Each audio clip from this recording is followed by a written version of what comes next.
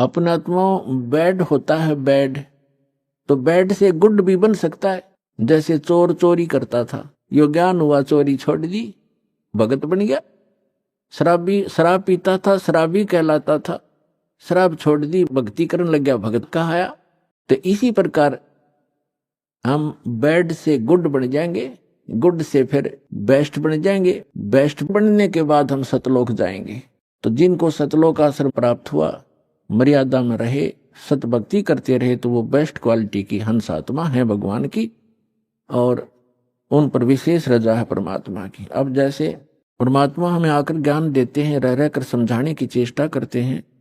7 समुद्र की मसी करूं और लेखनी करूं बन रहा है। एक किसी भी एक मान ले पेड़ को काट कर रख लो और उसकी छोटी छोटी टहनी बड़े तने सबको चीर चीर कर कलम बना कर रख दे, ढेर लग जाएगा। और परमात्मा कहती उस एक पेड़ की सब कलमों को लिखना शुरू कर दे, धरती जितना बड़ा कागज हो, 7 समुद्रों जैसी इंक हो, स्याही हो, तो कहती ये सब लिखते लिखते कलम घिस जा, 7 समुद्र की इंक भी समाप्त हो जावे। ऐसे सतगुरु के गुण लिखे नहीं जा सकते। अब क्या लिखोगे?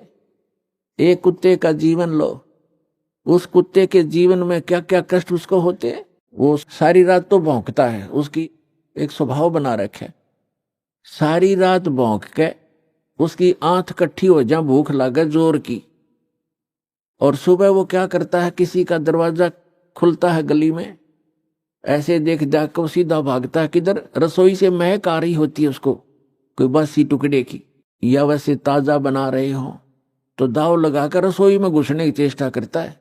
अब रसोई में कौन घुसने दे उसके, या तो लठ मारेंगे या फेंक कर मारेंगे, कोई ना ठहरता। अब एक घर में गया, उसका लठ लग गया, फिर ट्या ट्या करता हुआ दूसरे में गया, दूसरे में गया, दूसरे में उसका भाग, उसने कोई टूक मिला, फिर जूत मिला, और उसमें भी लठ लग गया, तो फिर भूख तो उसको लगी है, तो फिर कहाँ जाता है, बाहर जंगल में जहां लोग फ्रेश होकर आते हैं, वहां जा करके फिर वो गोबर खाता है। और पहले वो मनुष्य जीवन में अफलातून बना फिरा था, कहे से भी ना समझ में आवा कि ये दुख हो जाएगा आपके जीवन को। तो पुण्यात्मा सौभाग्य आपका, आपका बात समझ में आ गई कि जो संतों ने वचन बोले वो सारे सच्चे हैं, और आपका कल्याण हो गया।